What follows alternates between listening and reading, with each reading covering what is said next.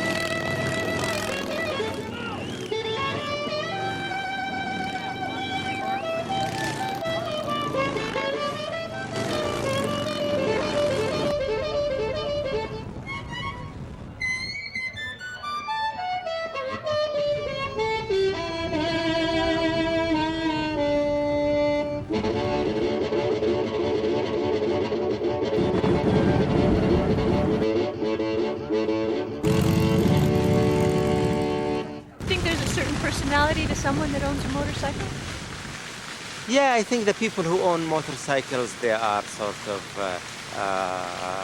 rough people. They sometimes get into trouble with the law. They can be vicious sometimes, and they can be hostile. They wear some leather, they wear jeans, they wear cut-off jeans. Some of them look dirty. You know, they have this sort of a dress. You cannot miss them when you see them. How would you define bikers when they come in to the restaurant? They always do come in groups, and they're usually pretty good tippers. That's what I always notice. And they're very nice, very polite, you know, and they always are interesting to talk to, actually. They always have a story to tell you, always, you know, just very friendly and personal. And the women that they're with are always, they seem to be the same as well. So they come in also with their wives or girlfriends? Oh, yeah. Their girlfriends, with their wives. I've even seen them come in with their kids and, you know, family stuff. A biker, dude, long curly hair. He's got some chaps on. He's got a Harley Davidson leather vest. And he's got a hot babe sitting on his lap, and he's riding his hog across town.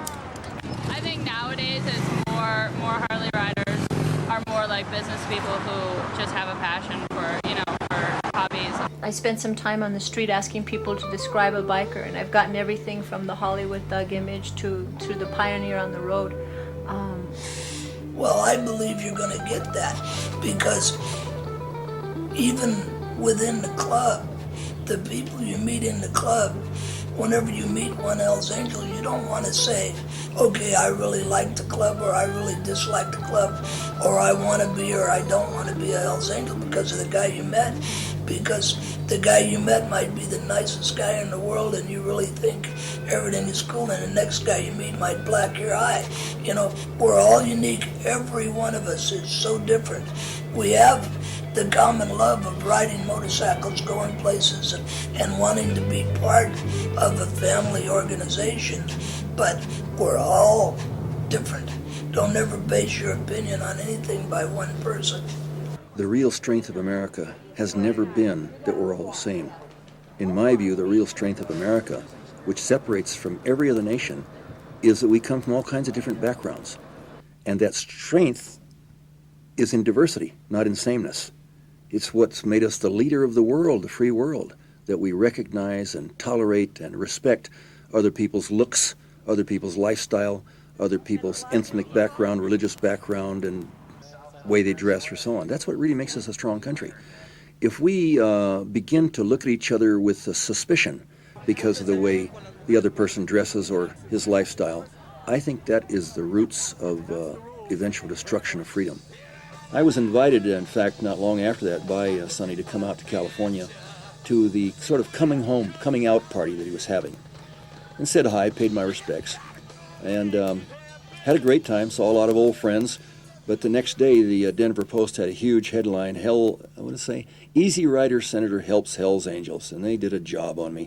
Of course, Sonny and anybody that's around the bikes is used to having a job done on them because the press just is, the press is just outrageous when it comes to negative stereotyping themselves. They write more, frankly, if I can use the word bullshit, about bikers than you can ever imagine that it's not true.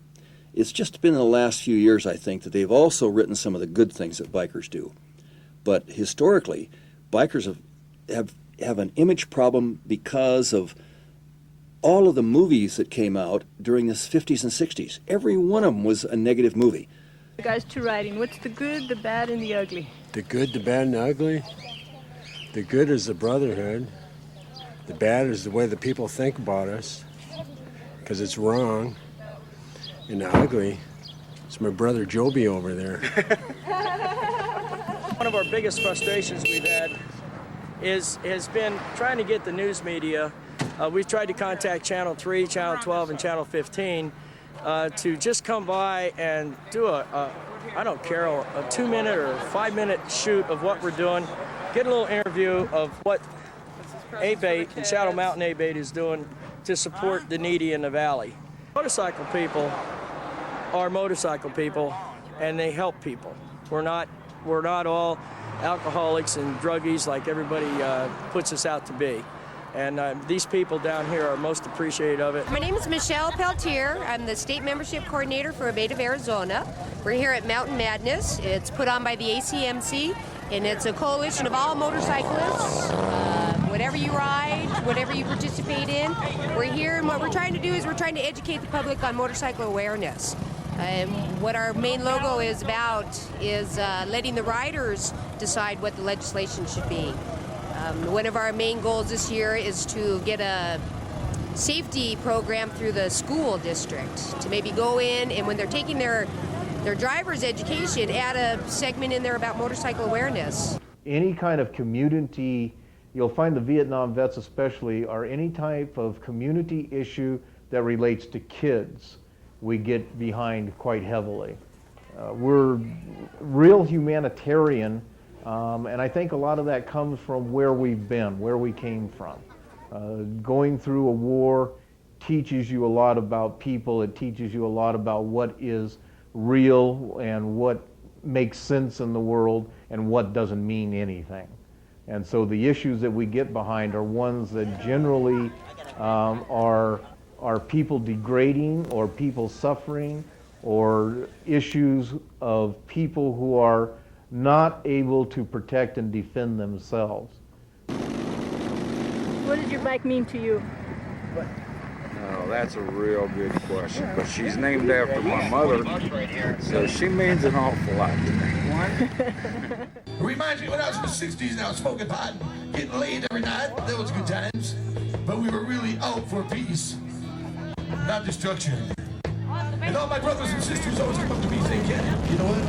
We love you, and we love each other. I said, you know what? Okay. All you friends, all you brothers and sisters are our family, because we all pull together all the time, and we may be police by ourselves and control the world. We can take care of it. That's my preaching for the day. We love you. There's something happening here. What it is ain't exactly clear. 'Cause there's a man with a gun over there. He's telling me I've got to beware. It's time to stop.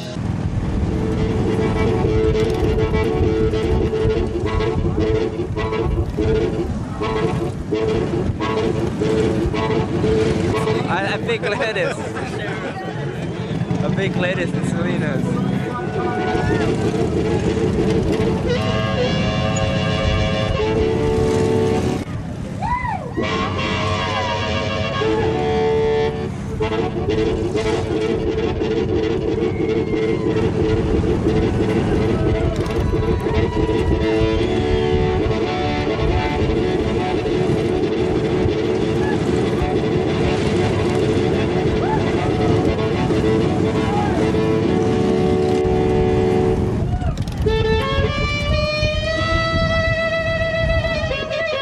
Yeah, don't be so closed-minded, people, and don't be so judgmental about people, what they look like on the exterior. You got to look inside of people and see what they're really about, period.